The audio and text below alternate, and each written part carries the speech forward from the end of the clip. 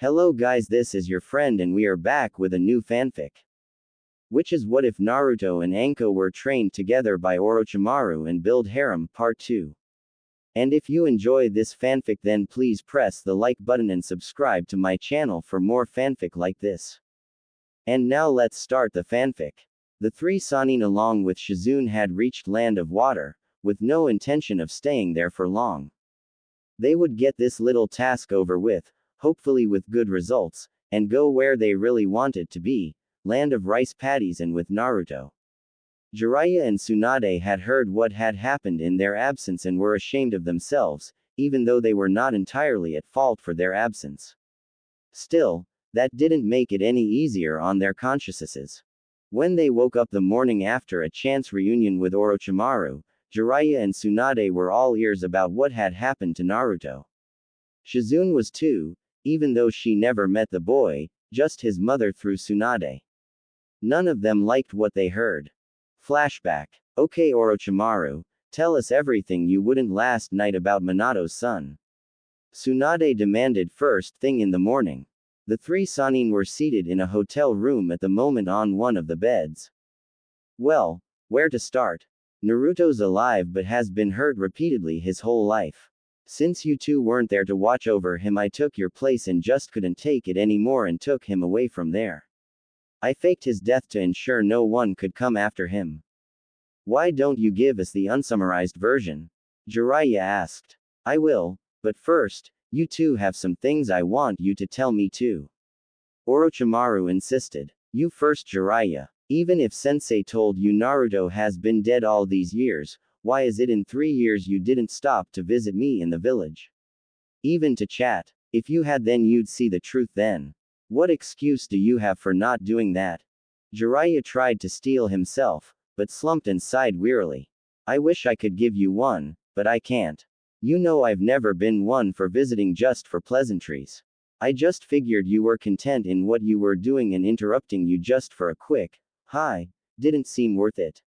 One question though, if Sensei told us Naruto was dead, what has he been telling you about us? Nothing about Tsunade except he couldn't get a response from her, but he said you were prioritizing your work and personally felt Naruto was better off with me anyway. Orochimaru explained. Why would he lie so much? Shizune asked. Orochimaru shook his head slowly.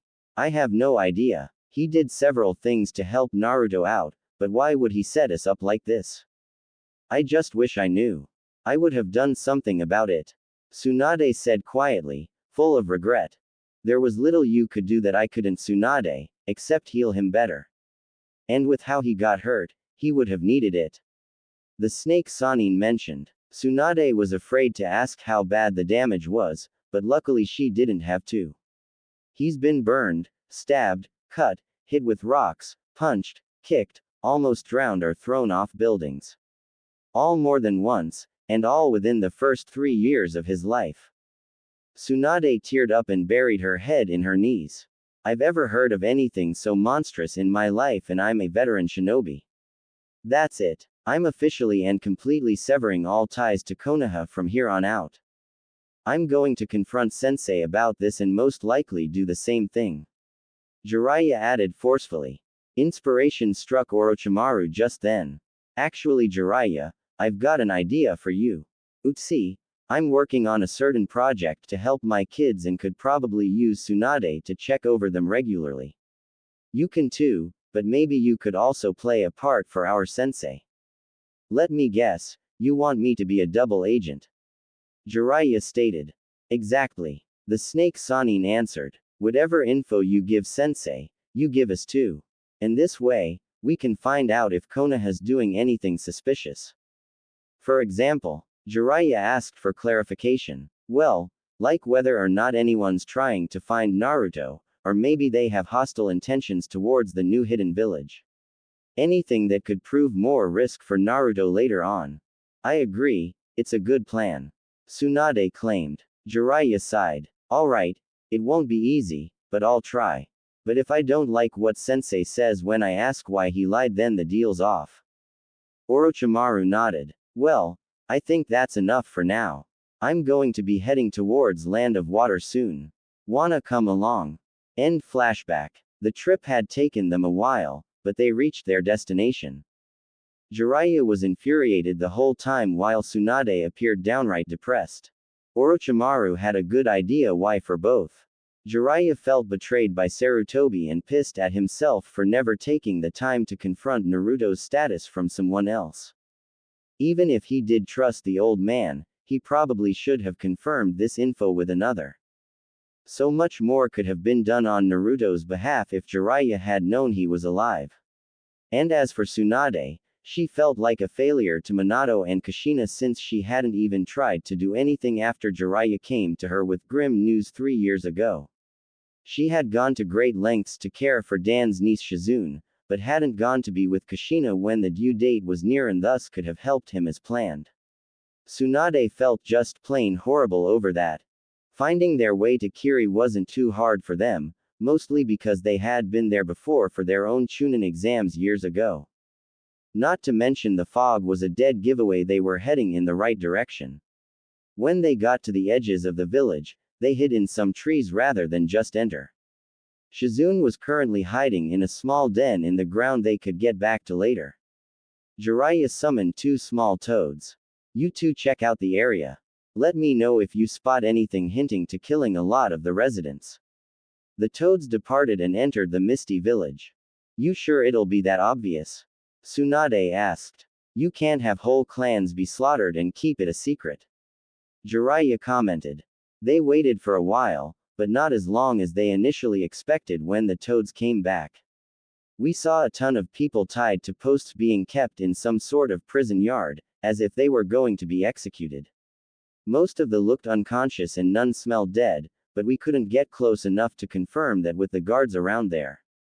Jiraiya shared a look with his teammates. Not very discreet. I know this village has taken a turn towards being more vicious lately, but I figured they wouldn't make a spectacle out of something like this. Well, let's go see them ourselves and make them an offer. Orochimaru suggested. There are guards posted just so you know, so it won't be that simple. The toad told them. We've got our ways. Orochimaru commented with a grin. When the Sannin snuck towards the wall surrounding the prison yard, Tsunade summoned 2 slugs and had them approach the nearest guards. Once the guards saw the gastropods, they spewed some non-lethal toxins at them, knocking them unconscious for about 2 hours. Tsunade and her slugs repeated this one more time on another pair of guards to make their entry less noticeable. Once they felt confident, the 3 shinobi sneaked inside. There they saw numerous people of various ages and genders tied up like they were going to be crucified. Some of them even had blindfolds on, implying they had dojutsus. There were even a few children and at least one pregnant woman tied up here, showing that the current Mizukage was completely apathetic to them all. None of them looked dead, but few of them even looked conscious now. Dear Kami, Tsunade gasped. Why are they doing such a thing? For some reason, the Mizukage began spreading anti-Kekkei Genkai propaganda here, claiming it's a crime of nature and a sign of demonic heritage. Considering I once heard that Kekkei Genkais originated from Jinchurikis, I could understand that, but they've gone so far as to make it a witch hunt here. Personally, I believe that the Mizukage is intimidated by them all. Jiraiya quietly thought out loud. Well, I don't care about that. Let's see if they're willing to hear us out. Orochimaru stated. He then carefully and quietly approached one of the conscious prisoners, followed by his teammates. Who are you? What do you want? The prisoner quietly asked, more out of fear than anything else. This one was a man with a white shirt, a navy blue hakama, and no footwear on. His hair was blue tinted black and cut really short. I'm here to make all you an offer. Take it and you'll live like you always have been, refuse and you'll stay here. Orochimaru answered. What are you, a devil? Like I really have an option when it comes to that. Just what's in it for you? I'm creating a new hidden village, and hoping to find some people to live in it with skills to offer. I'm sure at least some people here would rather live there than die here. The snake Sannin told him. Wait, did you just say you could save us? A woman with long brown hair who looked like she was playing dead suddenly spoke up. The Sannin nodded. Please, Take me and my daughter out of here. I don't want to die. A few other voices rose and announced their desires to flee, all keeping quiet to avoid unwanted attraction from the guards. Okay, we'll cut you all down from these posts. Those that want to escape with us get behind us, and those that would rather stay here can. Fair enough, Jiraiya asked. There were no objections. With the help of some shadow clones, the Sannin were able to untie everyone in the prison yard. Apparently none of the captives decided it was better to remain in Kiri and risk delaying execution, so all 214 prisoners unanimously decided to become citizens of the newest shinobi village in the land of rice paddies. Far away enough to ensure their safety from Kiri's influence, and enough people to make the new village have a good start. Before the Sannin and the prisoners could escape the prison yard, some of the guards spotted them. 3 guards with Kiri Kataya Atesh stood at the gate brandishing swords. What the hell is going on here? One of them shouted.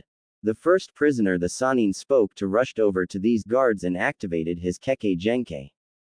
Apparently he had one that made his skin become like armor, and he had some pent-up rage to release now. Covered entirely in his armor, he punched each one of them and broke their swords as they tried to strike him. His punches were like being hit with a hammer, making all 3 guards collapse.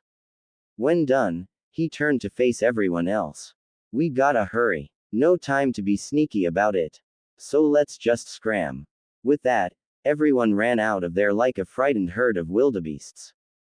Tsunade made sure to grab Shizune before they left her behind. More guards were alerted and tried to stop them, but those with active battle-ready Kekkei Genkais fought back mercilessly. Orochimaru had many snakes the size of giant anacondas defend them too. Tsunade had some slugs spray various venoms at their antagonizers, and Jiraiya had some small toads spit out oil to make pursuit difficult and to burn anyone unlucky enough to get covered in it. Oddly, at least one of the guards actually helped them out by showing them the best way out of the village. He was tall with a bandaged face and gray camouflage pants on, and he wielded a large black sword single-handedly. He was apparently one of the assigned shinobi who disagreed with the Mizukage's orders and didn't want to stay under his authority anymore. He was also probably one of the few who would join them that didn't actually have a Kekkei Genkai, but not the only one. A few normal people joined the escape too, fearing the Mizukage would target them later on for some reason. By the stroke of midnight, the 3 Sannin and over 200 people formerly of Kirigakure had reached the shore and got onto several ships already arranged for them to leave in. Before they could be pursued any further, Orochimaru had some sea snakes take care of anyone who might try to follow them to the mainland. As a result, they reached land of rice paddies undisturbed within 4 weeks. Once Jiraiya and Tsunade reached the palace of the Emperor of Land of Rice Paddies, they both had only one thought cross their minds. Where is Naruto? Orochimaru could tell this and felt he should just let them, but since Naruto was bound to be watched over by one of the 2 snakes, they couldn't just go up to him. So he had to let Sango, and maybe Kogyoku too, know about this before he told the daimyo anything. After checking a few major rooms, they stumbled upon a shallow pool in one of the yards of the palace and saw 2 children playing in the shallow end. One was a girl with short black hair that had a bluish tint to it, and the other was a boy that looked exactly like a young Minato with 6 whiskers. No question who that boy could possibly be.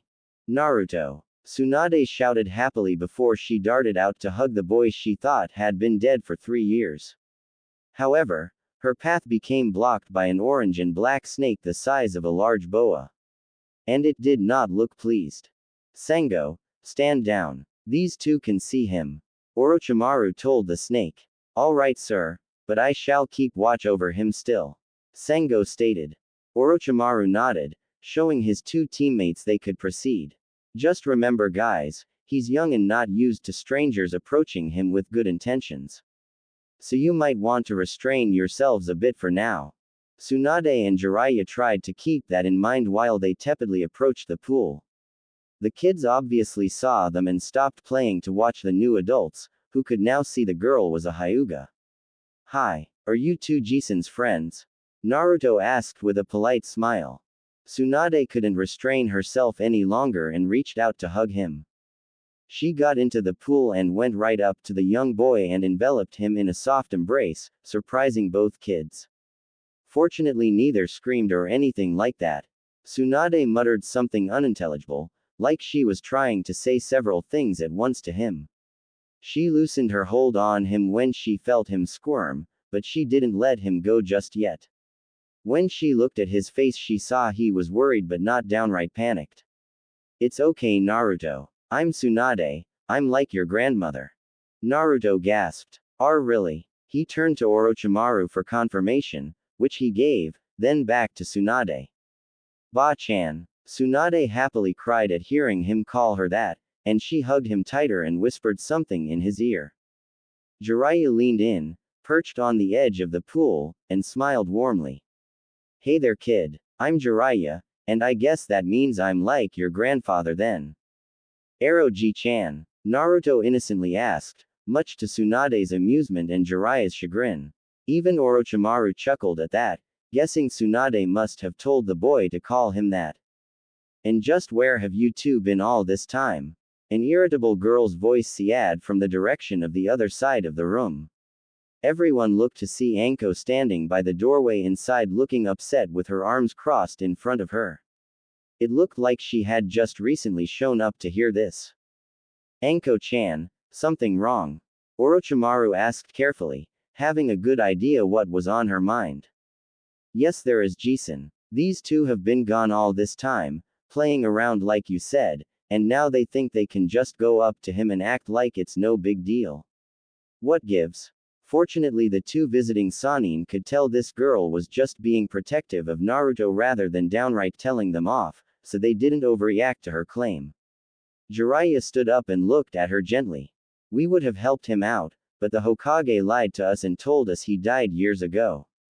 Anko's eyebrows arched, but her expression didn't overall change. "The old man who helped him out? Why would he do that?" "That's what I intend to find out," Jiraiya replied. "But just so you know, if he didn't, me and Suan here would have come back to Konoha to care for him." "Are you two married?" the young purple-haired girl asked curiously.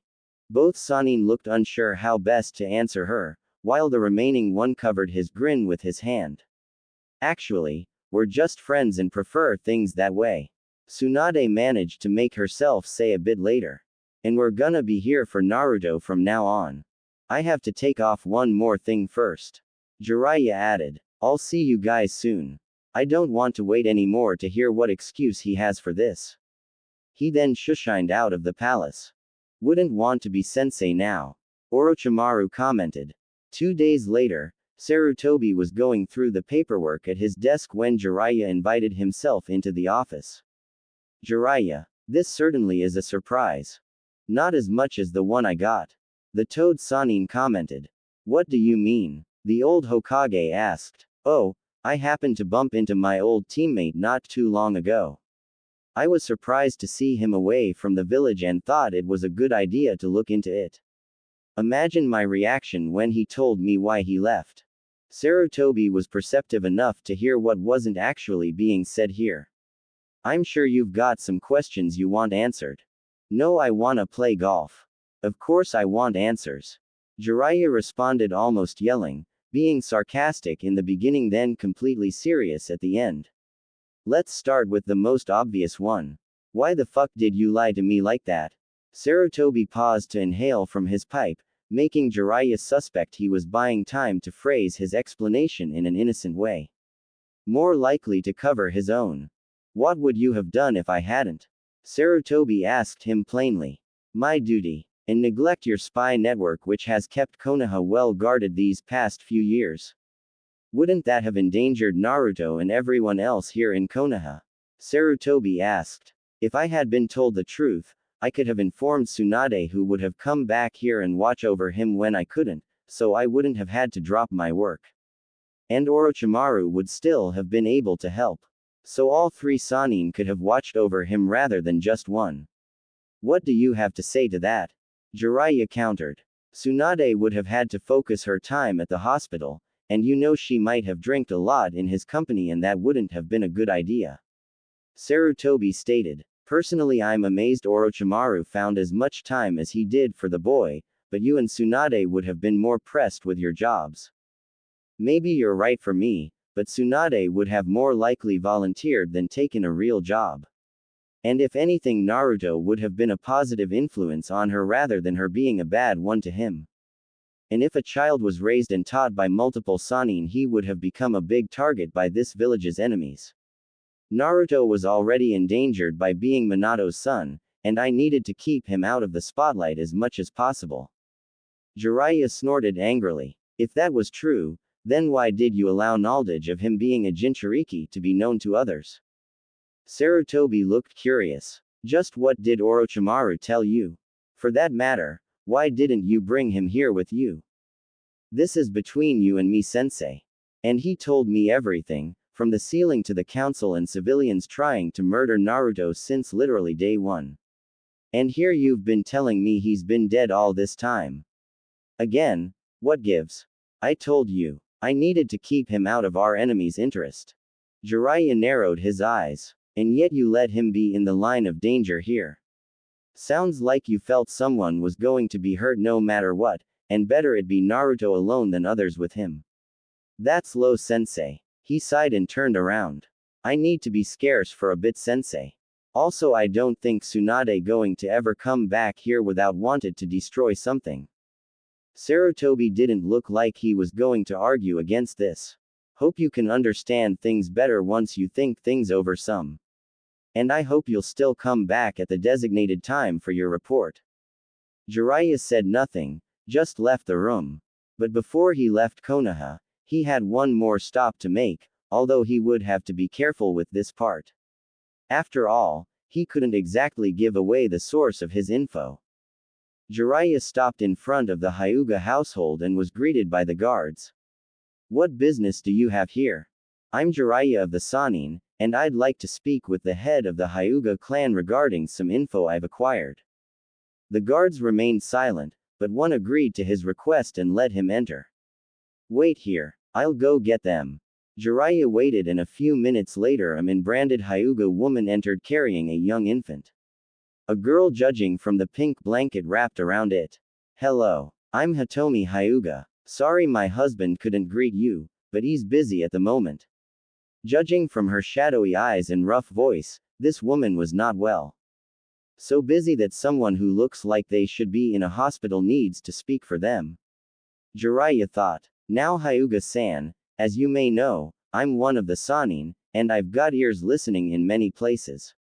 One of my sources says that some time ago, about a month, a Hyuga from the main branch was kidnapped by a Kumo nin and declared dead. Is this true? Hitomi started crying and sat down.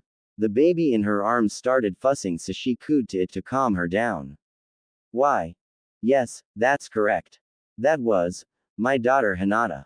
Orochimaru told me he saved her, but the girl said this family was full of child beaters.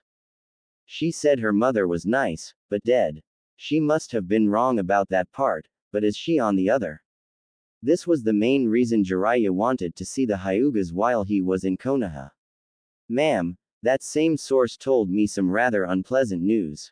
They said they saw the body, and before they destroyed it per ninja orders, they saw signs of abuse before the kidnap.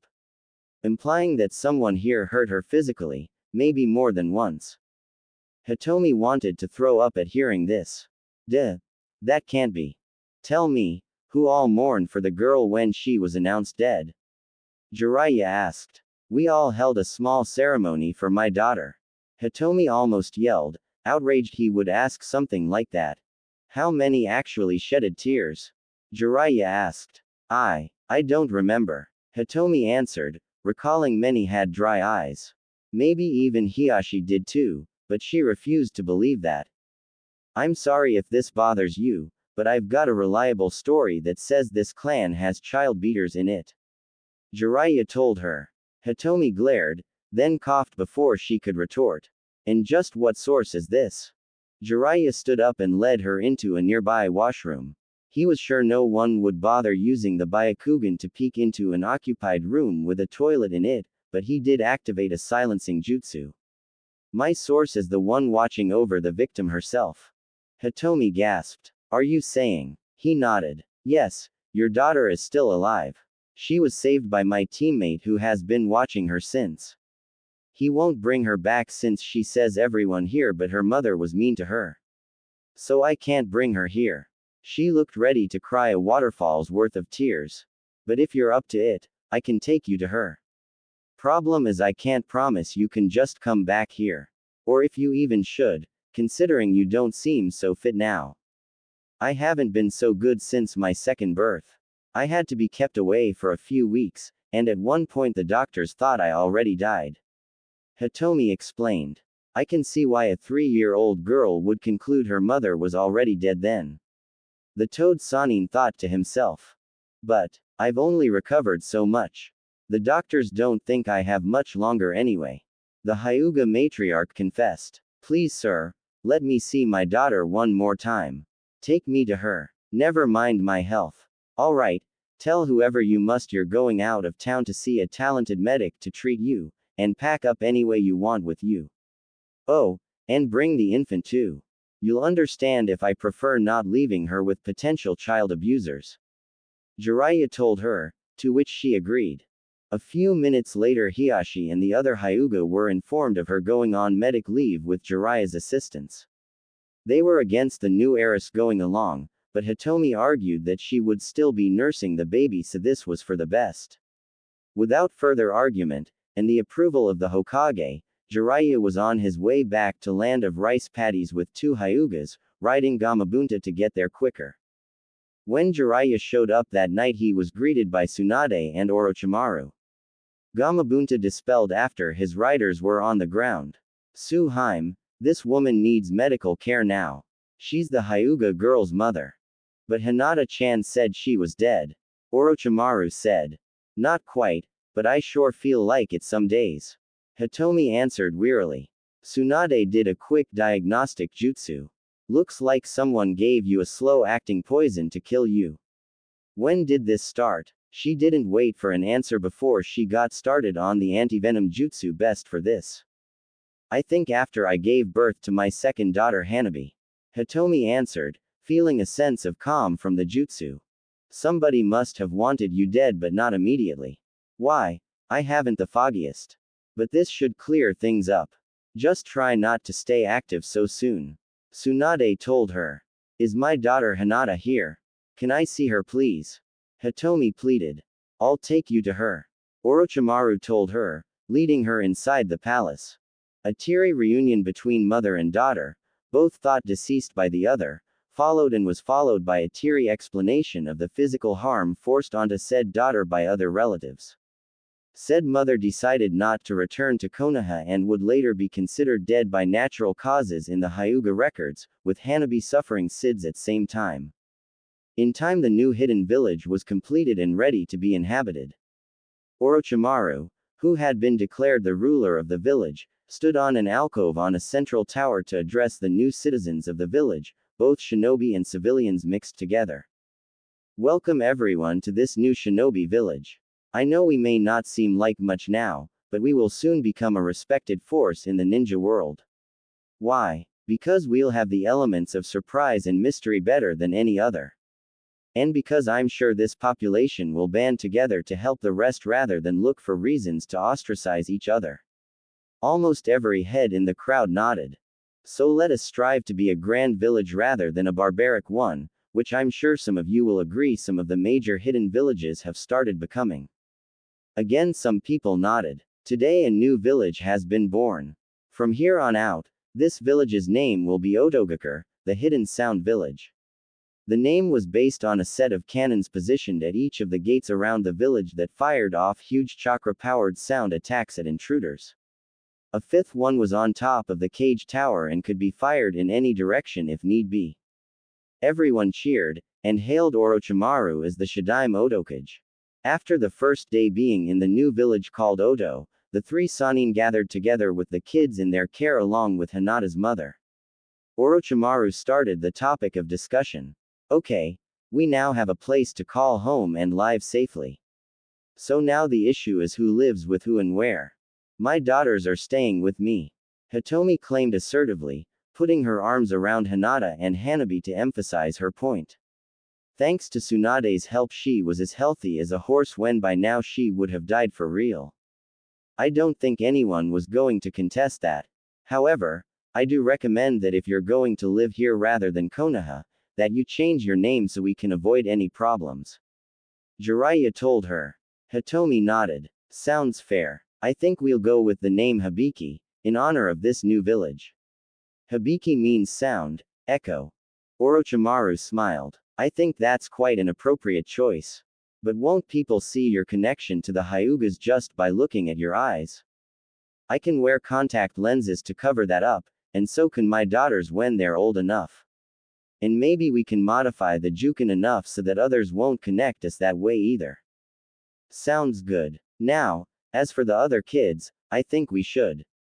Tsunade suggested. Me and Otudo will stay with Jisen then. Anko stated, cutting off the slug Sanin before she could say otherwise. Now little girl. Jiraiya started. Anko gave him an angry look. No old man. I know you and her are Naruto-chan's grandparents, but you two were more interested in books and beer to notice him. Now you come here and want to act like it never happened. No way. My brother is staying with those I know will care for him. Orochimaru smiled at how fierce this child could be in the face of two Sanin.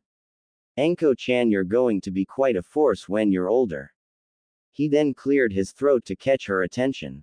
Actually, Anko-chan, what my teammates were going to say is we all reside here in this tower. That way all you kids can be together and we all can watch over you. No fair splitting you guys up, is it? Or giving you random people to call parents now. Anko's temper deflated. Yes, Jisen. This will also help us keep an eye on those marks you all have now. Orochimaru added. Tsunade, Jiraiya, and Hitomi had been more than appalled to hear about that little incident. Jiraiya tried to seal it up but couldn't undo it for reasons that escaped him. It was as if it was only part seal, part something else entirely. Tsunade checked as well and her medic ninjutsu did nothing to improve it. If anything, her jutsus meant to calm it only aggravated it instead. What about Hinata? Hitomi asked, since her oldest child had the curse mark too. There's enough room for the three of you as well. The carpenters sensed several people might reside in this tower, so there's enough room here for 24. Orochimaru answered. You really want to stay here? Just like that? Kabuto curiously asked. Hitomi nodded. You heard what Hinata went through. How could I make her go back to that? Or Hanabi either, to maybe be their new target? Better I stay here and let them think I'm dead or something, even my husband. He wouldn't be able to hide this secret from the Hyuga Council. Yay. Hinata-chan staying with us. Naruto cutely cheered, making the adults and the mentioned girl grin. Later that night, while everyone was asleep, Jiraiya was doing a quick check on Naruto's seal. Just a precaution to make sure no one had done any tampering with it without Orochimaru's knowledge. It was unlikely, but the snake Sanin wasn't as good with seals as the toad Sanin, and he couldn't have watched Naruto 24/7 for 3 years. So Orochimaru let him check it out, but he, Tsunade, and Anko insisted on sticking around and watching, if nothing but to satisfy their own curiosity and protective sides. Jiraiya checked Naruto's sedated body over like a surgeon might. He noticed the curse mark darken and try to spread in the meantime, so he put a suppressor seal on it for the meantime. Hopefully it would last. But when he took a direct look at the seal for the Kyuubi, Jiraiya's vision darkened for a moment. When he could see again, he saw himself in front of a giant set of cage doors standing in shallow water. He noticed a piece of paper with the kanji for seal on it on the cage, and knew exactly where he was. Minato, did you plan this? Or am I here by accident? The pervy sage asked himself. The sound of breathing and groaning made him stop, and the sight of a large red eye slowly opening made him freeze. Who are you? A tired but strong voice asked him. Jiraiya was half tempted to give his trademark introduction, but wisely thought the better of it. I'm just checking up on the boy. I never expected to come across you. The Kyuubi shut its eye again and slowly reopened it, but not as much this time. If you're here to hurt the kid, You just made a big mistake. The fox growled, almost protectively. I'm here to help him. The last thing I want to do is hurt him. Kyuubi looked at him like it was studying him, and it appeared more alert and awake this time. How do you intend to help him? Since I'm in him, I'd be affected, so I have the right to know.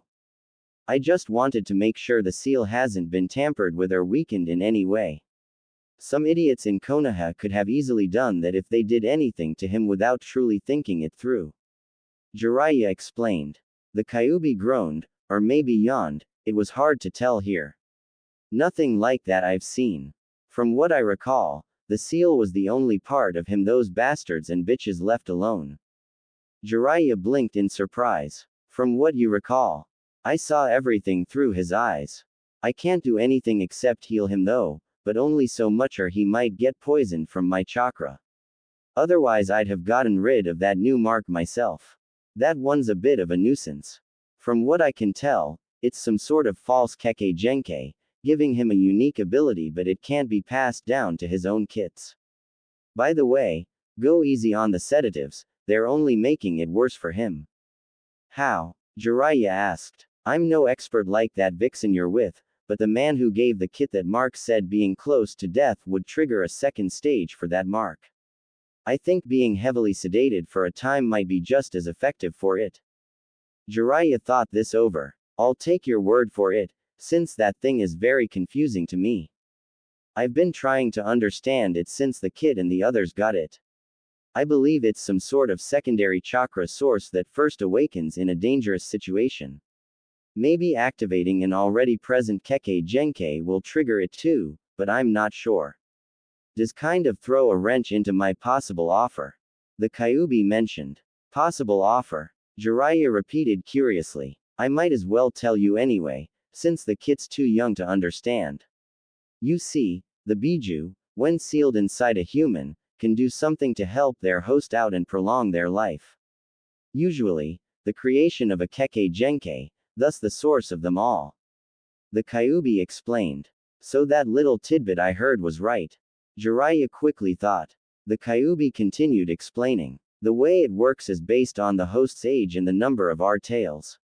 Take the Aikibi for example, he can offer a single Kekkei Genkai to his host, but it has to be done before the first birthday or else all he gets is extra chakra and quick healing. Since a human that young can't understand the situation, the Aikibi usually chooses the Kekkei Genkai for them, and it's always sand-wielding. So you can give Naruto a Kekkei Genkai to make him a better ninja when he's older? Jiraiya asked, and Kyuubi nodded. But Naruto's 3, going on 4. Isn't he too old for you to do that? If I was the Aikibi, or anything weaker than the Sanbi, then yes. But I have until he's 9 years old, since I have 9 tails. And what's more, I can give him 9 Kekkei Genkais total, either already existing or completely original. All he has to do is decide which ones he wants, and I can give them to him. Jiraiya gasped. N9 Kekkei Genkai. How could anyone possibly handle that? He can't use them all at once. And if he were to reproduce when he's using one of them, it would be passed down to his own kits. He'll basically be a Kekkei Genkai factory and need 9 mates when he's old enough. Jiraiya paled. N9 whoa. Women. I never thought I'd envy a 3-year-old before. Then he thought of something unperverted. Wait, what do you get out of this? 2 things. 1, that he won't die anytime soon. The host's death hurts the Biju too, and it hurts like hell every time. And 2, when he finally does die, if he accepts the offer, then I don't die with him, but get to return home. Otherwise, our lives become permanently linked. Haven't you ever wondered why everyone says when a Jinchuriki dies the Biju does too, but all 9 of us are still alive when there have been Jinchuriki in the past? Jiraiya went over all this newly gathered info quietly. When he opened his eyes, he found himself back outside the seal in the room with the others, laying on his back with everyone but Naruto gathered above him. How long was I out? A few minutes. Did something happen? Tsunade answered. Jiraiya sat up and popped his back. Yeah, I ended up talking to the fox somehow, and heard something rather interesting. Like what? Anko asked. Well, Jiraiya started. Crap, how can I explain this to a kid? After thinking of the best way to phrase it, he answered her. Let's just say Naruto here, when older, is going to be very strong and need several girlfriends. Anko smiled, but Tsunade scowled. You better not be planning on making him a pervert. Anko-chan, why don't you leave the room for a bit so the grown-ups can talk about this? Orochimaru suggested. The purple-haired girl got the hint and left the room, but hung outside the door to eavesdrop. I know you're still there, Anko-chan. Thus she sighed in defeat and walked away. Now what's this about several girlfriends? Tsunade asked hostily, with the beginning signs of fire in her eyes. I know this is hard for you to believe, Haim, but the Kyuubi told me that when Naruto here turns 9 he can create 9 Kekkei Genkai for him to have, and he can pass one down to each of his children. So 9 wives would help him out, unless you'd rather one girl have 9 children. Jiraiya explained. Tsunade blanched, while Orochimaru grinned. He can create his own Kekkei Genkai. Jiraiya nodded. Or he can assume one that already exists or went extinct. He can only use one at a time though, and each kid of his can only inherit one. I'm not sure what the case would be if the mother has one too though. Orochimaru's grin widened. This is perfect. I know we already brought in some Kekkei Genkais, but an opportunity like this is like a godsend. Think about it, we can either help out a thinning bloodline or make one that none of our enemies have ever heard of. Hell, we may even be able to improve already existing ones. Calm down, Tem, none of this can happen until he's 9. Jiraiya pointed out. I know. So we've got 6 years to help Naruto come up with 9 abilities. Oh, the possibilities. I think we just got a great trump card against Konoha. Orochimaru claimed. Morning came and the 3 Sannin were the first to wake up. This was rather early for Tsunade, but she didn't have a hangover this time. Orochimaru, who was used to getting up early to check on the kids right away, did just that while his teammates still had to rub the sleep out of their eyes. Oddly, before he got to any of their rooms to see if they were up yet, he ran into Hitomi, who looked like she was waiting for him. Good morning, Sannin-sama. Would it be alright if I had a word with you before the children get up? Sure. And call me Orochimaru, please. The pale Sannin told her as he led her to an empty room that he was planning on making a kitchen for the residents. So what's on your mind, Hitomi-san? The pale-eyed woman seemed hesitant to answer, but made no effort not to. Orochimaru-sama, remember how Tsunade-sama said my problems were because of someone poisoning me and not related to childbirth complications? He nodded. I've been thinking it over and, even though it disgusts me, I think I know why someone would do that. Orochimaru could easily sense how troubling this was for her. Would you like some tea or something? You look like you need something for your nerves. That would be nice, thank you. She answered quietly. Fortunately, the room had enough already in it to boil water, so Orochimaru was able to actually make the drink.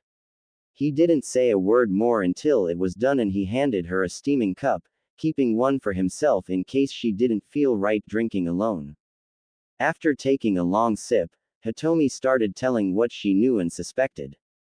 It all started before Hanabi was born, to be honest. But I should probably start there. You see, when I had problems after she was born, I thought it was normal after birth complications, just more exhausting than what I went through with Hinata. But ever since Tsunade-sama told me someone had poisoned me, I've been thinking it over and I can only come to one conclusion. I've been wondering about that too, but go on. Hitomi sighed. The way I see it, only someone from the Hyuga main branch would have had the opportunity. Even my own husband could be a suspect, although I don't want to believe that. As for motive, that requires me to tell you something rather unpleasant I discovered a week before Hanabi was born. Something that may have larger ramifications than I already suspect. She could tell the snake Sannin was still paying attention here, so she decided not to beat around the bush anymore. One day that week, I was supposed to get a checkup to ensure my baby was doing well, and I had to wait for the doctor to show up. I got curious and used my Byakugan to see how far away they were so I'd know how long to wait, but my eyes saw something much more interesting. I saw numerous connected paper bombs inside the walls of the building and even the foundation. And the connections led to outside, so I checked the full scope of my visual limits and saw there was a whole network of paper bombs throughout the entire village. Orochimaru somehow paled. Paper bombs throughout the village. Hitomi nodded. Yeah, I was immediately worried. Someone could destroy the entire place with just a kunai or something if they wanted to. I was going to alert someone, but before I did I thought of something. The vast majority of those bombs were built inside buildings, meaning they were put there when the village was being built or reconstructed, and that was a long time ago. There is no possible way I was the first Hyuga to actually catch a glimpse of this setup. Even if I didn't make it a point to use my Byakugan regularly off the compound, others would and someone would have had to spot something. Orochimaru frowned and nodded, meaning a genjutsu was involved that stopped working, or they're the ones who made this trap. Hitomi nodded with him, or at least they know about it and plan to use it to their advantage somehow. How do you envision them doing something like that? Well, I have heard talk from the Hyuga elders about how they feel the Hyuga should run the village. Hitomi started. Orochimaru scoffed. Sounds like a typical Uchiha attitude. Oh, pardon. It's okay. Anyway, I always thought it was just banter. But now, I suspect they may someday try it, and if they fail, they'd trigger the network to take the whole village down with them. I brought this up with Hokage-sama and he admitted this was a serious issue and would get right on it. I kept silent about it and saw Anbu poking around the city, so I'm sure it's being handled. I think someone in the main branch must have caught on to what I discovered, because I went into labor earlier than expected and that would have been the perfect chance to get rid of me. Orochimaru nodded. Makes sense. If you had died they could have said it was from childbirth and not murder. And I'm willing they did something that triggered labor so they could get a second heiress before losing you. One thing I don't get is how they could have known you knew anything if you only spoke, too. His eyes widened at this new thought and he dropped his teacup. As it shattered on the floor, he stood up in outrage. That son of a bitch. What's wrong, Orochimaru-sama? Hitomi quickly asked, afraid she had upset him somehow. Hitomi-san, the way I see it, there's only one way for anyone from the Hyuga to know you found out anything. And that's for the one person you told to have told them. Orochimaru explained with a grim expression. Hitomi gasped. You mean, Hokage-sama? Orochimaru nodded. How else? And even worse, that means he's onto the bomb trap as well. If he wasn't, he wouldn't say a word to the Hyuga and simply have Anbu remove them without anyone knowing. If he told anyone, it could only be because he was part of the setup. Maybe the whole thing was his idea and he's using some of the Hyuga clan to keep an eye on the network. And I'm willing to bet those Anbu you saw were just making sure the whole thing was still operable. Hitomi placed her tea down. Do you really think the Hokage would do such a thing? The Sannin slowly and sadly nodded. There are things about the man I don't want to believe either, but I've seen too much to deny it. And now I'm suspecting there are more secrets of his we could benefit from knowing. If only you could find evidence of them. Hitomi casually offered. Orochimaru smiled in his trademark manner, already coming up with an idea. Later that same day 3 toads were inside Sarutobi's office while the old Hokage was at a council meeting. One of them went in first and managed to hotwire the one security camera into playing a continuous loop of nothing happening. Since the Hokage Tower was one of the most secure places in Konoha with ninja, traps, and seals everywhere, cameras were little more than a peace of mind last resort that few paid much attention to. Once the toad was sure he succeeded in tricking the camera and anyone who may check the footage later, all 3 went to the Hokage safe. The safe was designed to contain anything that was for the Hokage's eyes only, and anything they left for their successor. It's a good thing the old man told Jiraiya the combination. A red toad mentioned as he turned the dial. Yeah, old man must have never suspected Jiraiya of wanting to take a close personal look at anything without A yellow toad added. He was partially right, because Sarutobi told Jiraiya the combination to the safe to ensure he could secure whatever was inside and add to it should he himself be someday unable to. The safe opened and there was no alert, since only the Hokage was likely to open it anyway. The three toads grabbed as much as they could, locked the door, and disappeared in a puff of smoke. Back in Odo, the three Sannin patiently waited while Hitomi was watching over the children elsewhere in the tower. When the three toads returned to them, they were both eager and apprehensive about what they may find. Either way, they wanted to get through it all quickly so they can put everything back and never be caught. Unlikely, yes, but not impossible for the Sannin. Besides, all they were really looking for was anything that might pose a threat to Naruto later. The first thing to catch their eyes was a set of documents in a folder with Iwa written on it. Considering the relations Konoha had with the Rock Village, they couldn't help but wonder what was inside. What they found was the last thing they'd ever expect to see. The official story about Iwa was that during the last war Minato used his Hiraishin and Rasengan, among other impressive jutsus, to decimate a large number of rock nin to save Konoha and thus earned Iwa's animosity for generations to come. If Iwa ever knew he had a living relative, especially a defenseless one like Naruto, they'd do absolutely anything to kill them come hell or high water. Sarutobi had made sure each one of the Sannin knew this, even before the boy was born. Apparently that had been another lie to the Sannin. According to the documents in the file, Iwa was actually grateful to the Yondaime rather than spiteful. The shinobi he killed were about to try their own complete and total takeover of Iwa and Minato happened to be in the right place at the right time to get rid of them all. The end result was the Namikaze name being praised in Iwa and them wanting to be allies with the Yondaime and his family.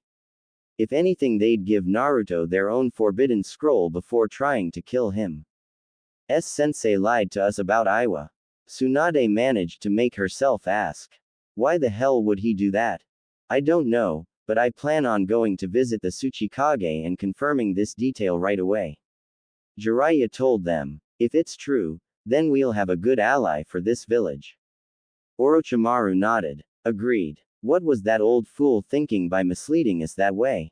What was he afraid of? Look at this one, Tsunade said as she held up another folder labeled, Suna. This one has messages from the current Hokage to the current Kazekage in regards to their Jinchuriki. Suna has a Jinchuriki? Orochimaru asked. Jiraiya nodded. Yep. The Ikibi from what I've gathered. And he's about Naruto's age if I remember correctly. Well, get this. Tsunade started as she held out one of the papers she'd been looking over. Sarutobi sensei said to the Kazekage, and I quote, so you've got the Ikibi contained. Big deal. I've got the Kyuubi under my control and when he's older he'll do whatever I tell him because he'll see me as one of the few worth listening to here. You'd have to put your son through several kinds of physical and emotional hell before you pose any kind of threat to my village's grandeur. End quote. Orochimaru wanted to puke. So it's not enough he tried to sabotage Naruto's chances for a good future, but he had to try and do the same for a kid in another village. Tsunade pulled out another page rather than answer. And it says here from the Kazekage that he's calling the old man's bluff and trying to make his Jinchuriki, his own son nonetheless, into a perfect killing machine. If you don't mind, I'd like to go there and see what I can do about it. What do you hope to accomplish?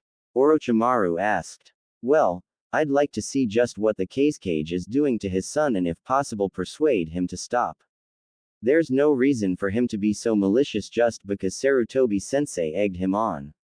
The medic nin explained, then swallowed hard. Also, if possible, I'd like to bring Naruto along, since I'm sure he can relate to the poor boy better than anyone else could. Take Naruto with you? Orochimaru asked in disbelief. The sad thing was that he understood her reasoning. If the Suna Jinchuriki was suffering, then Naruto would be the perfect person to lift his spirits and maybe undo any damage. But at the same time, the idea of Naruto going somewhere without him wasn't a good one to him considering the past 3 years. I think that might be a good idea, Orochimaru. Jiraiya added. The only reason they were really seeking his approval wasn't because he was the chosen ruler of the city, but because they were aware he had more say over Naruto's well-being than they did, irregardless of their godparent status they never used. Alright, but his guardian Sango is going with him. I'm sure Anko-chan will want to as well though, so how do you feel about that? The snake Sanin asked. Personally I'd rather not. I'm good enough to protect him on my own and she'd just get in the way. The slug Sanin answered.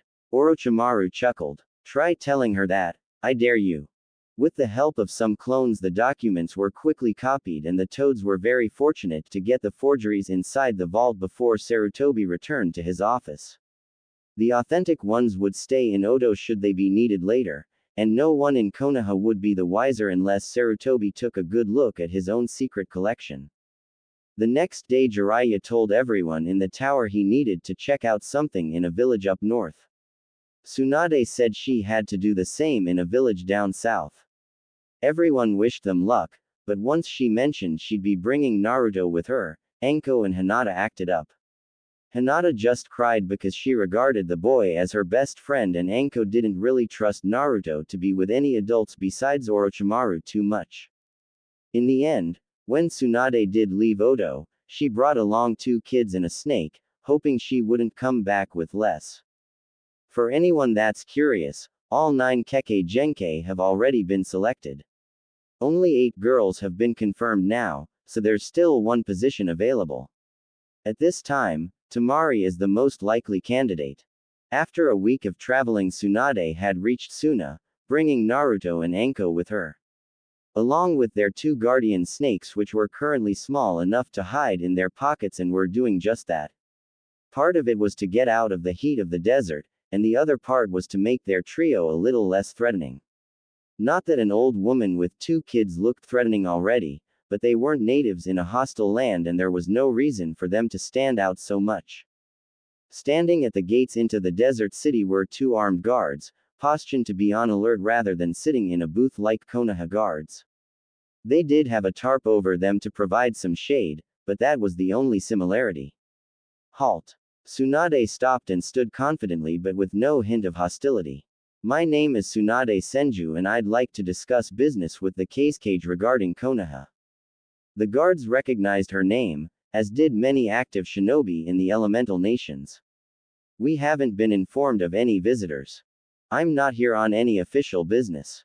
More of a, I've got something he'll want to hear, sort of visit. Tsunade told them. The 2 guards huddled and whispered. Should we let her in? What would Kazekage-sama do? She may be a Sanin but we have home field advantage and the numbers advantage if she tries anything. Besides, if she was going to do something wouldn't she have brought something more helpful than 2 kids?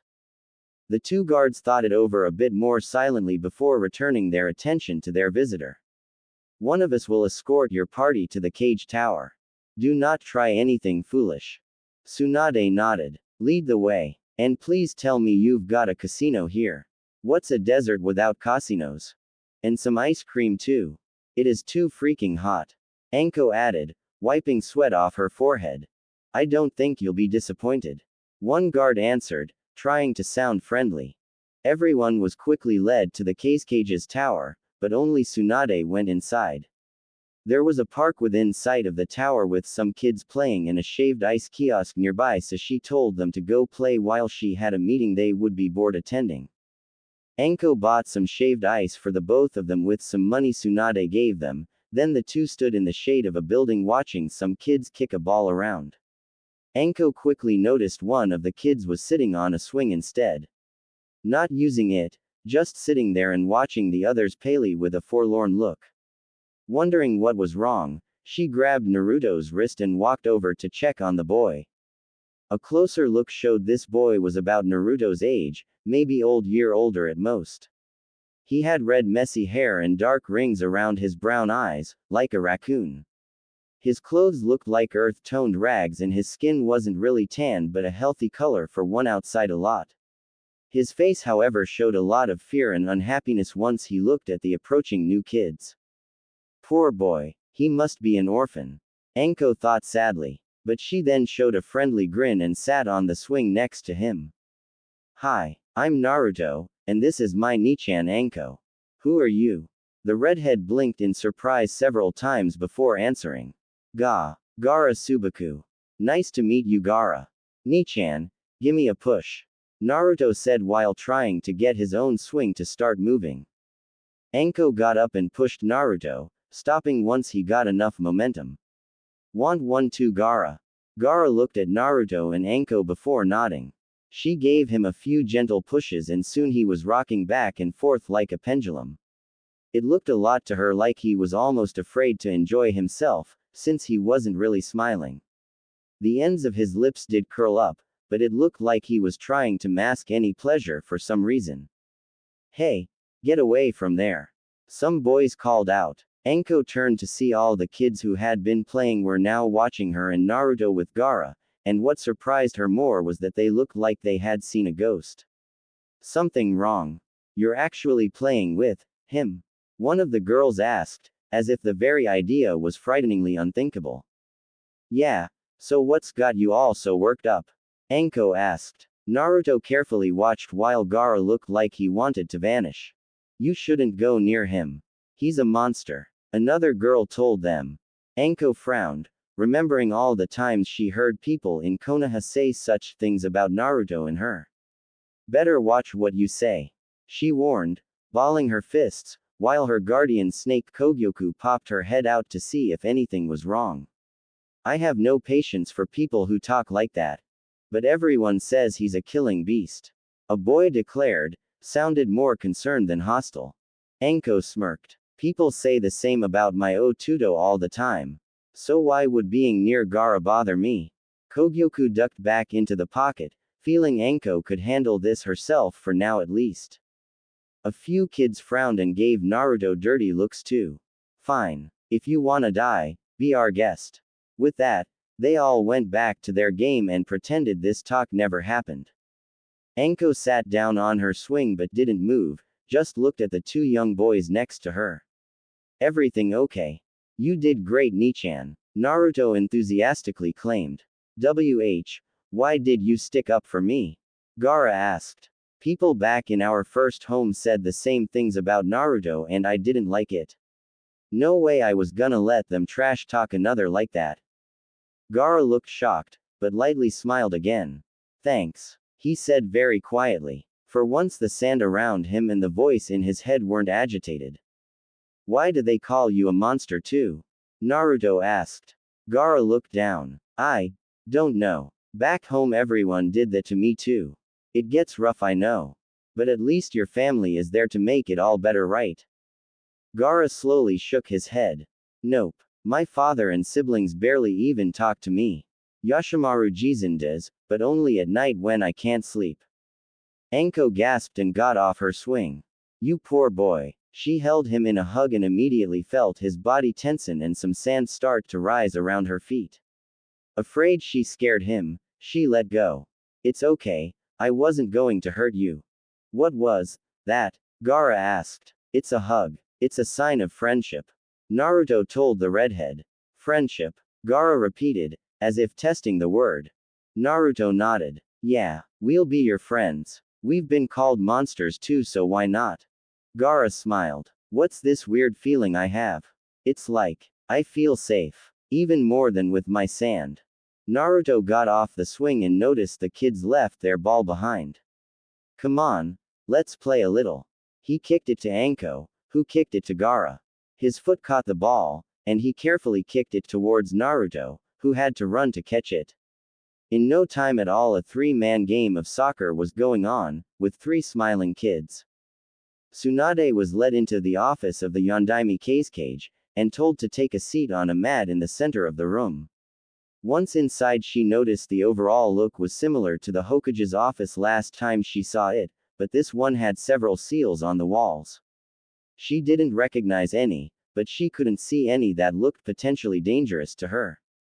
Still, her guard wasn't coming down if this cage made a move.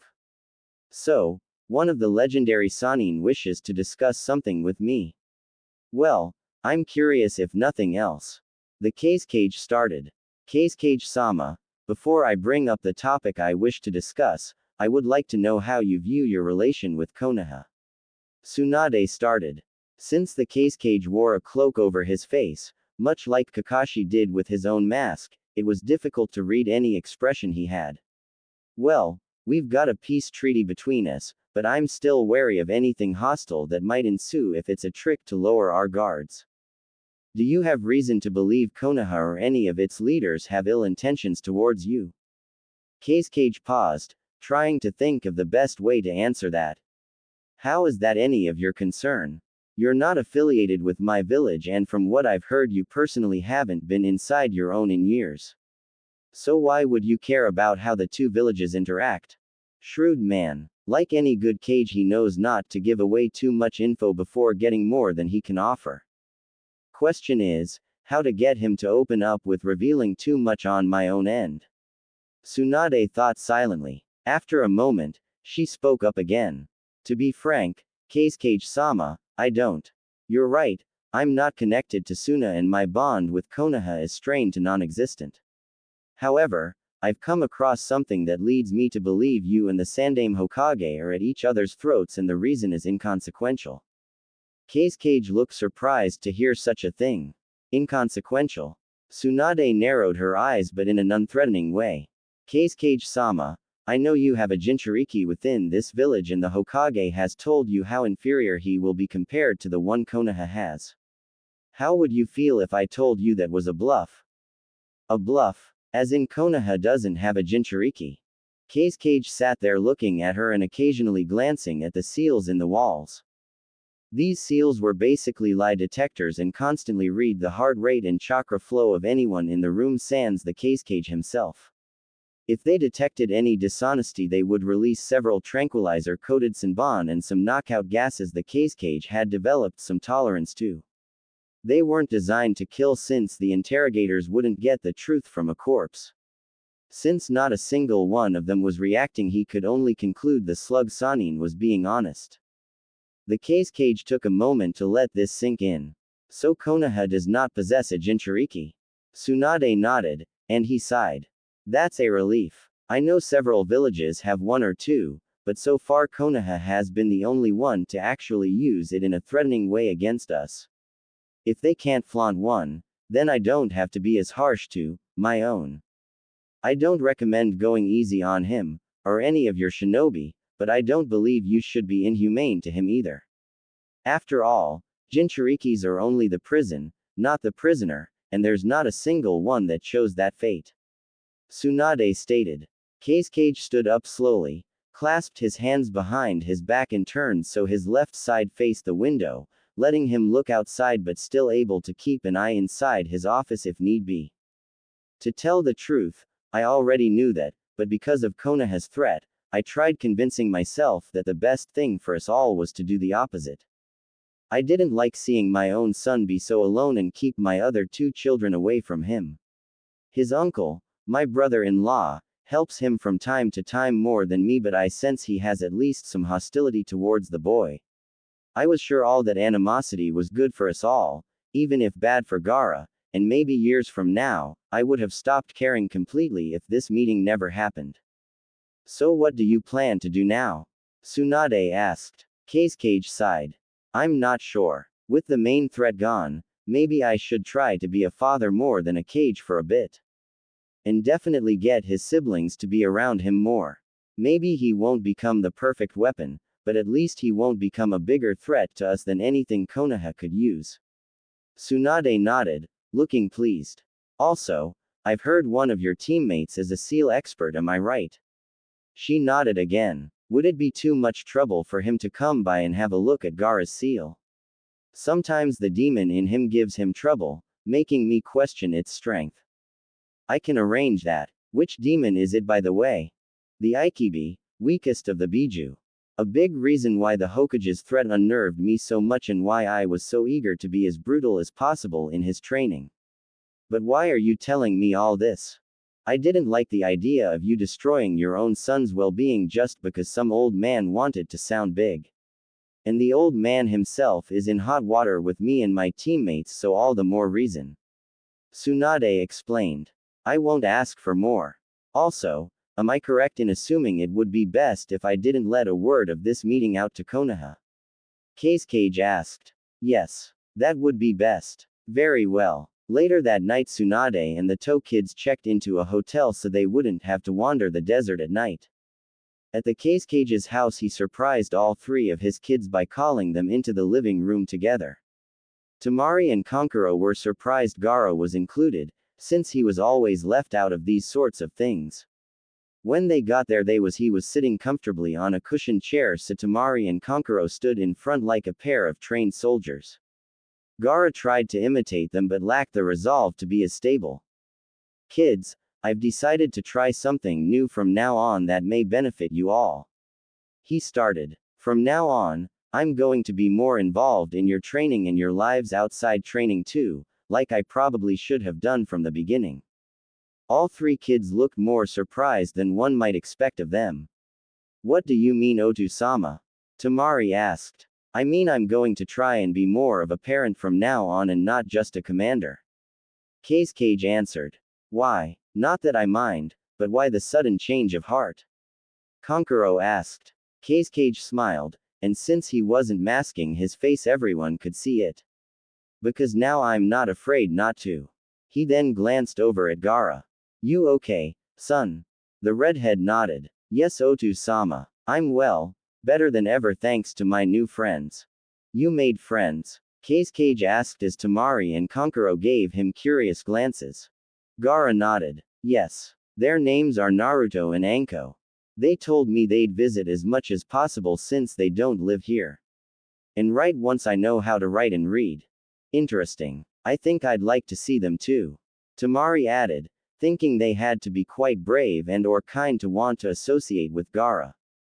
Cage smiled, feeling quite paternal, something he hadn't felt in years. That's good, son. Very good. A knock at Tsunade's door the next morning woke her up and she was not happy about it. Grumbling while rubbing her eyes, she opened the door. What do y'all want at this ungodly hour? Language please, there are children present. And for the record, 9 in the morning hardly qualifies as such. Some soft voice Tsunade assumed belonged to a man replied. When Tsunade finally looked at her visitors, she first saw a feminine-looking man with pale hair and a gentle expression. With him were 3 kids, a blonde girl which looked to be the oldest, a brown-haired boy, and a red-haired boy which looked to be the youngest. Hi, what brings you here? My name is Yoshimaru, and with me are Cage-sama's children. Apparently one of them made friends with some children in your care and wished to spend time with them before you left our village. And the other 2 were curious about the first kids brave enough to socialize with them. I woke up early because some kids wanted a play date. Tsunade irritably thought. I'm sorry if this inconveniences you, but Cage-sama thinks this is a good thing for them all. Are you in any particular hurry to leave? Yoshimaru added. Tsunade shook her head. No, I need some time to compose myself. I'm not a morning person and haven't been an active shinobi in years so I can't be in a rush just yet. Yoshimaru smiled. Well in the meantime, please watch after these 3 and return them to the cage tower when it's time for either you or them to go home. Before the Sanin could interject, he had already left the hallway. Well, since I don't have much of a choice now, come on in and keep quiet. Tsunade gestured while yawning. When the 3 new kids were in, she noticed Anko and Naruto were already awake and playing tic-tac-toe at a table. How long have you 2 been up? About 20 minutes. Anko answered. Hi Gaara. Naruto waved happily. So these are the only 2 kids brave enough to be around Gaara. Tamari thought as she looked over the purple-haired girl and the blonde boy. Boy's cute and I bet he'll be handsome when older. Girl looks like the type one can enjoy being around. Hi, I'm Tamari Subaku, and this is the brother you don't know, Kankuro. And just to warn you, he's a bigger pain than Gaara is sometimes. I am not. Yes you are. Gaara doesn't go through my makeup kit. It's war paint. Glad I don't use the stuff then so he can't steal it. Anko stated, not believing the cloaked boy's cry. After all, it did look a lot like makeup to her. Not you too. Doesn't anybody believe me? Kankuro whined. Hey Tuto, what do you think? Makeup or war paint? Anko asked Naruto. The young boy took one brief look before answering. Makeup. Everyone but Kankuro laughed. Well, Tsunade and Gaara just grinned instead. So what brings you three here today? Tsunade asked politely. Tamari, being the oldest, chose to answer that. Our father thought it would be a good idea, and so did we. Gaara here has never been able to make friends before yesterday, and we wanted to get to know the first people willing to do that. Tsunade looked at the raccoon-eyed boy. So he's this village's Jinchuriki. No wonder him making friends is a big deal to them. Bet he can get along with Naruto, even without either of them knowing the truth. Okay then, now that you've met, what next? We usually spend our mornings training in a private area. Wanna come along? Kankuro asked. Sure, Naruto said. He didn't know any jutsu, but was starting to work on snake-style taijutsu, which Anko had several years' experience at by now. Gaara looked down at his feet, until his sister tapped his shoulder. You can come too, Gaara. Just don't go overboard. The boy looked shocked, and to a point relieved. During one of the cage's breaks, he looked out his window over the training ground his children were using to practice. Along with them was the slug Sanin and two children he didn't recognize, but assumed were the friends Gaara mentioned. Tsunade was watching over as the 5 kids worked on taijutsu. Actually, Gaara was just making punching motions while standing still rather than real practice. Kage-sama, why exactly have you called us here? One of the gathered Junin in the room asked. Many of them, including Yoshimaru, but not all of them since all couldn't fit, had been ordered to appear here for an announcement. I've called you here to give you a very important order. Kage started, not facing any of them. Remember how I was toying with the idea of ordering assassinations on Gaara to either strengthen him or eliminate him? Well, I've changed my mind. It was a foolish whim I wish I never had, and I don't want to see anyone actually try to go through with it. You can't be serious. One Junin shouted in disbelief. Kage turned slyly to face the group now. And why is that? He's a monster. We need to get rid of him before he can destroy us. The same Junin answered. Wouldn't trying to kill him repetitively make him want to destroy us? Kage asked. What if we gave him reason to want to help us instead of hurt us? You actually want to cater to the Aikibi? A different Junin asked. No, I want to cater to my son, the boy who keeps the Aikibi locked up. Yoshimaru looked surprised. In all my years I don't think I've ever once heard Kage-sama refer to Gaara as his son. Some things happened recently. But Kage-sama wasn't sealing the demon inside a child so it can be killed, the whole point. A female Junin asked. If it was, then why would Gaara still be alive today? For that matter, wouldn't I choose some orphan likely to die and not be missed over my own child? No, the whole point was to ensure the Aikibi didn't escape its previous prison and could be used for the good of the village. And all it took was my sister dying. Yoshimaru bitterly thought but didn't show any resentment. Kage continued before anyone could interject. We all almost forgot that, or maybe to some of us, completely forgot that. Well, yesterday I got a reminder, and I say Gaara is to be shown the same respect and training you'd give my other children. I see anyone doing otherwise without just reason and you will be demoted or fired. Am I understood? Some nodded, but some didn't, one of which being Yoshimaru. Is there something wrong? Kage-sama, this is a lot to take in now, and I'm not sure I can act like all my hostility never happened. A blonde Junin answered carefully. As long as you don't act on that hostility, that doesn't really matter. Is that too much to ask of you? Kage replied. The blonde Junin closed his eyes. No sir. Any other objections? Kage asked. There were none. Good. Return to your assignments and let the others know. They all left and he sat in his chair. That went well, I'd say. I hope it stays that way. Night came and Tsunade chose to stay one more night for the kids' sake. But they were leaving tomorrow as soon as possible back to Oto. Anko and Naruto said goodbye to the Subaku siblings in case they didn't get to see them tomorrow morning before they left, promising to keep in touch. Around midnight that night, with a large full moon high in the starry sky, Tsunade had to get up to use the restroom. Her moving around managed to wake Naruto up too, but not Anko. "Something wrong, Ba-chan?" the sleepy 3-year-old asked, slurring his words. "Nothing, dear. Go back to sleep," she kindly told him before heading off to do her business. When she finished and came back, she noticed Naruto was out of bed and looking out the window wide awake. "What are you doing, Naruto-chan?" "Ba-chan, just saw a shadowy ninja man run by carrying a kid," Naruto answered fearfully, as if he had just seen the boogeyman.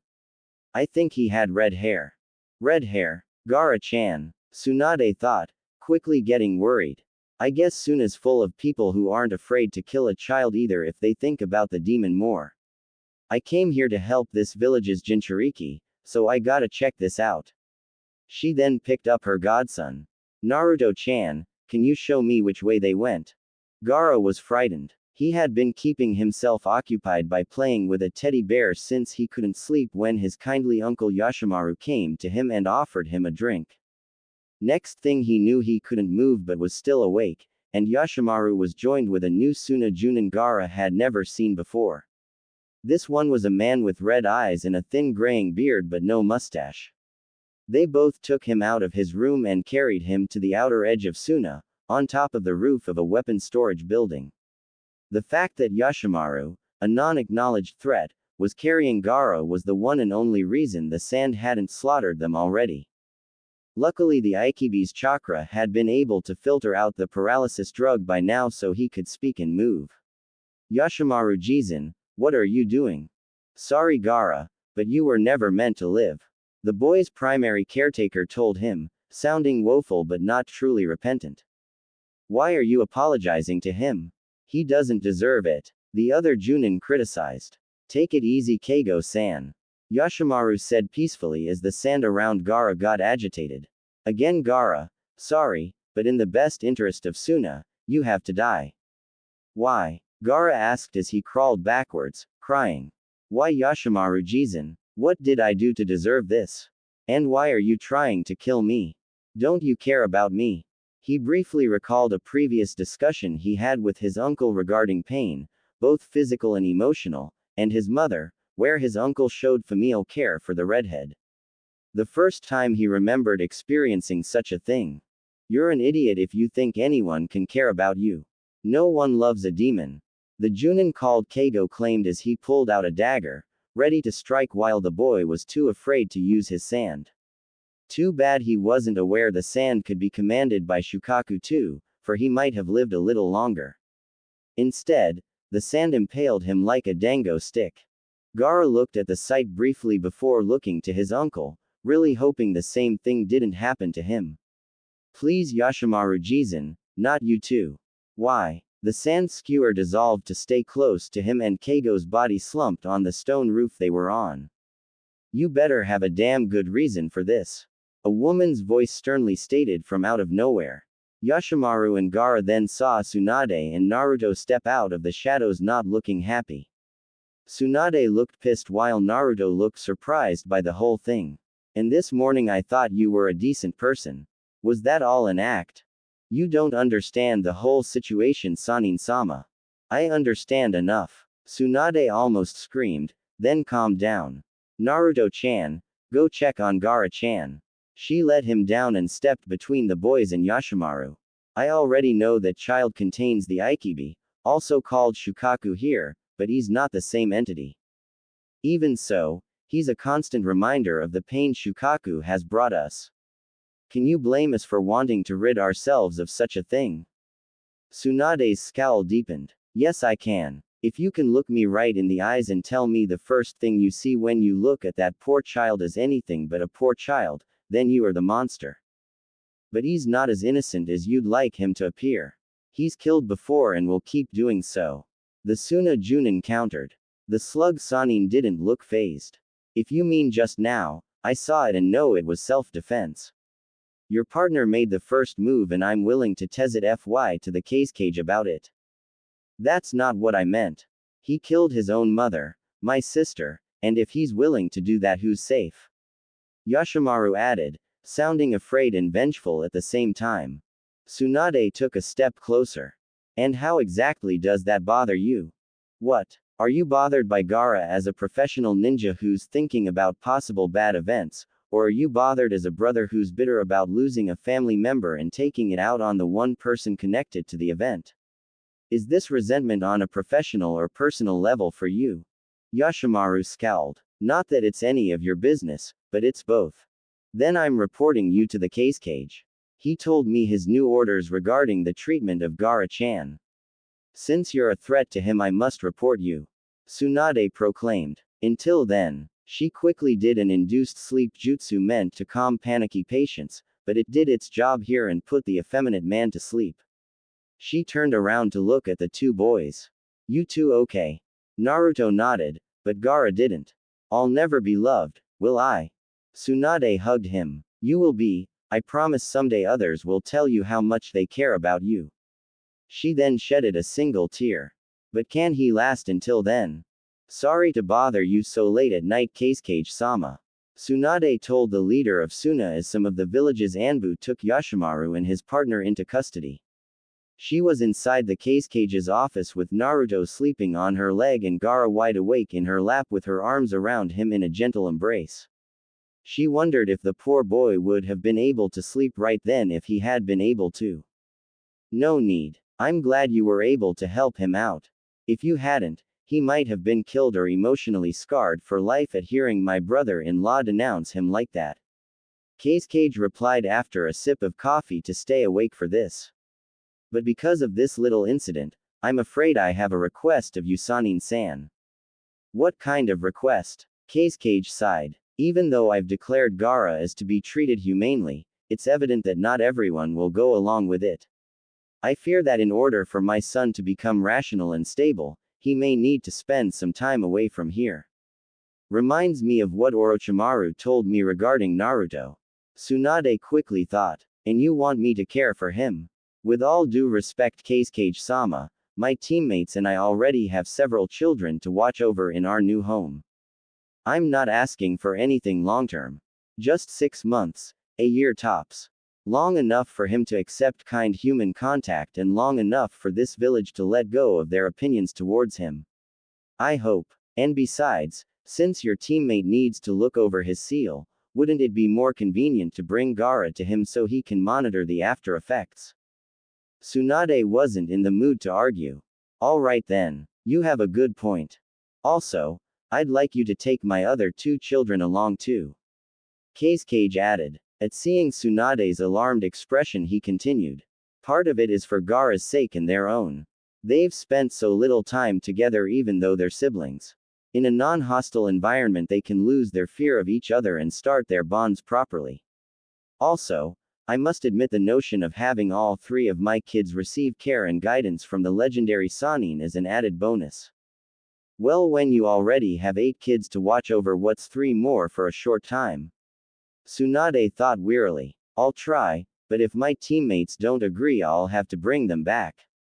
Besides, are you so sure it's wise to let someone you don't even know look after your children?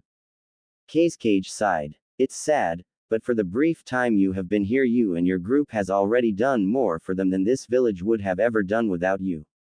If I can't ask you to secure their well-being, who can I? Remembering Yoshimaru, Tsunade nodded.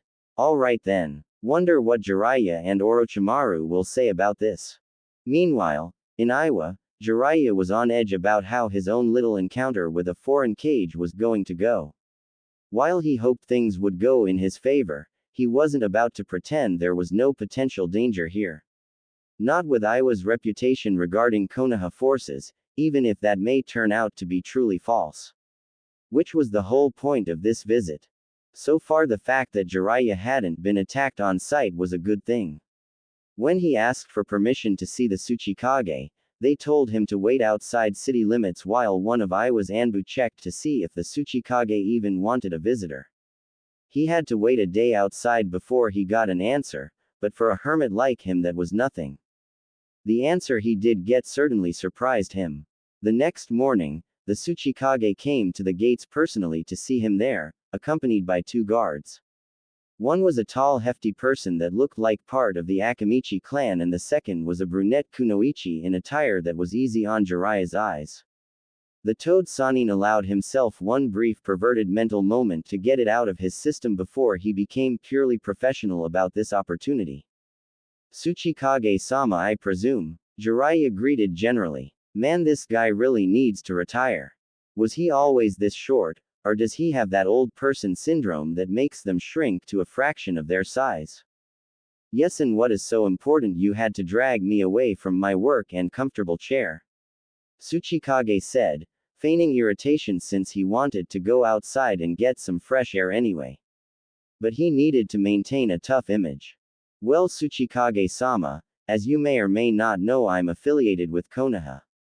Jiraiya started to test for a reaction, which he didn't get.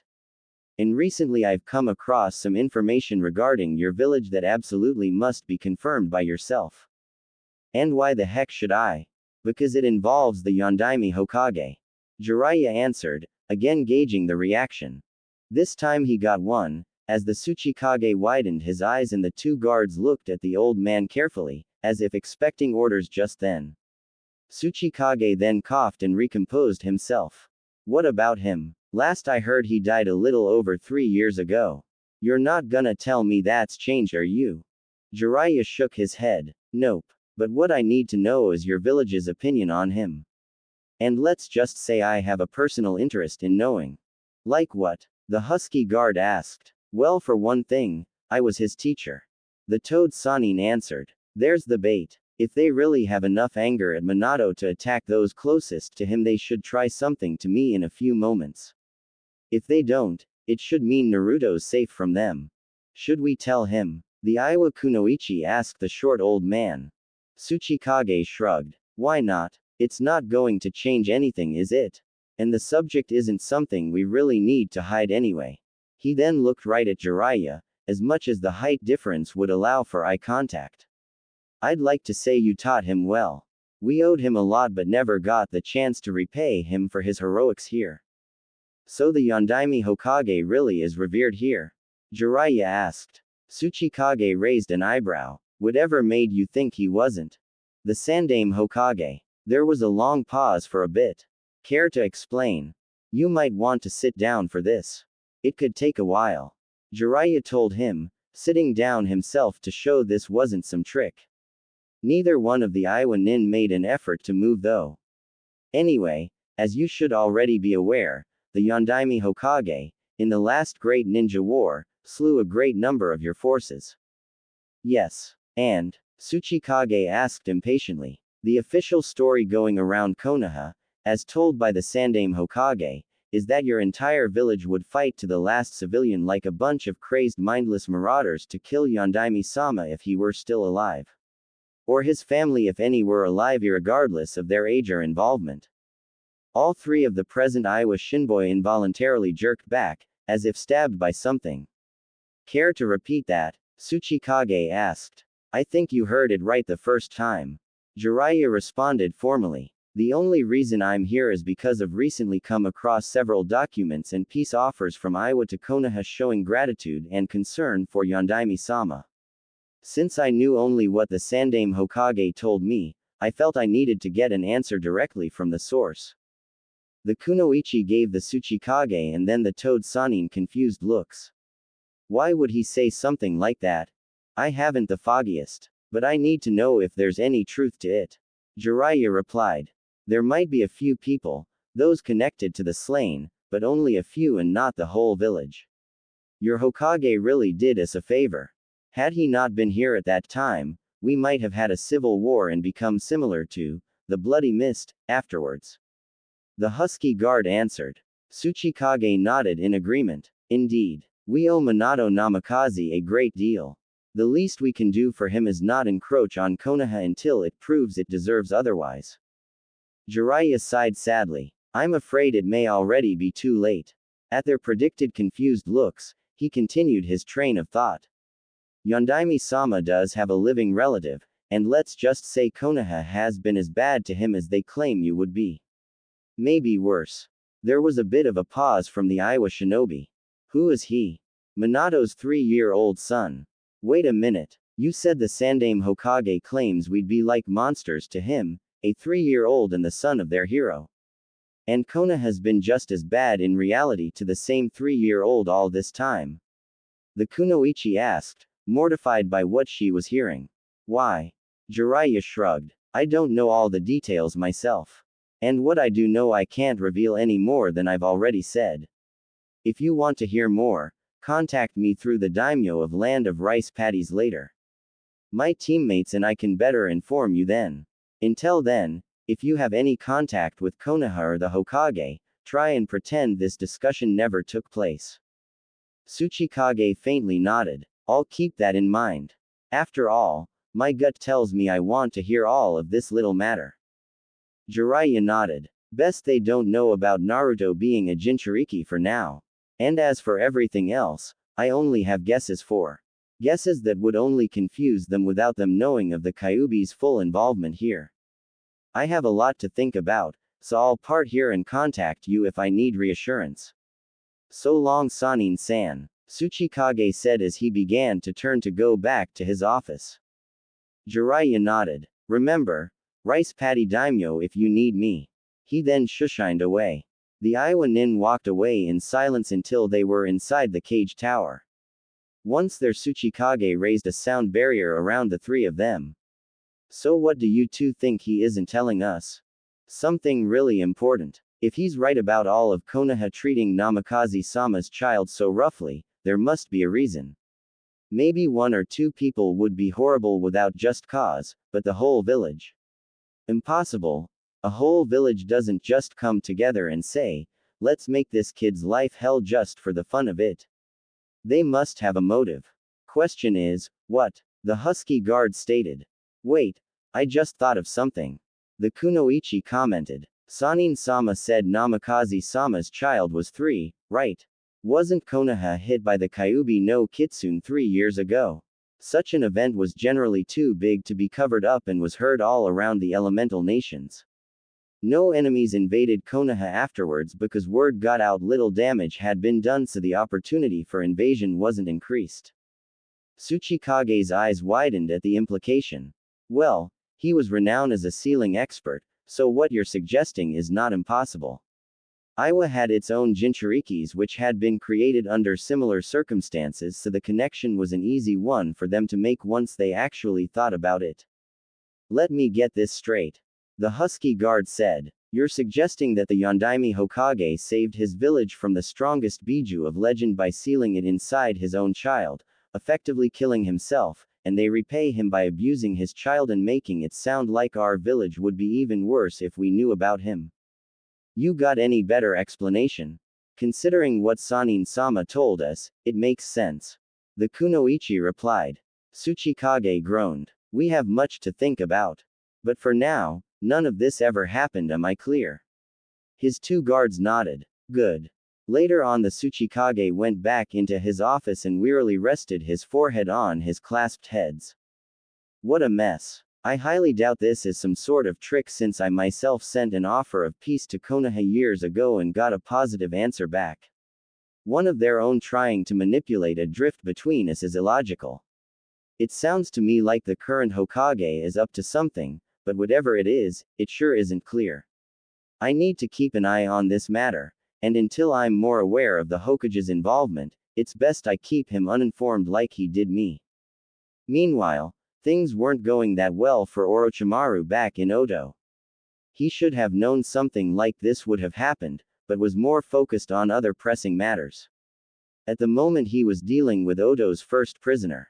The prisoner in question was a man from the Hyuga clan branch family, evidenced by the seal on his forehead. No other identifying features were on his person though. Hitomi might have recognized him if she saw him, but Orochimaru was keeping her ignorant of this situation for now, at least until he had a better understanding of it.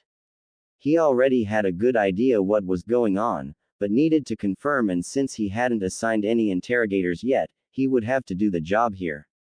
Why did you come here? The snake Sanin asked the captive, who was chained to a chair in a small room. It was a good thing Oto already had a place to put their captives even if they didn't expect any so soon. Piss off. The Hyuga spat. Never thought I'd hear talk like that from a Hyuga. But then again, I never expected the clan to be full of child beaters either. He then summoned a giant constrictor snake which got ready to constrict around the prisoner but didn't just yet. So tell me, why are you here? You'll never get anything out of me, you scumbag. The Hyuga said before he used one hand to make a hand sign that made his seal glow before he fell down coughing up blood.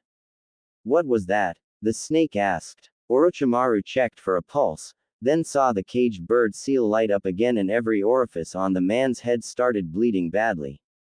He's definitely dead. Must have used a suicide jutsu to activate his own seal and avoid anything that could happen here. Didn't think Hyugas could do that to themselves.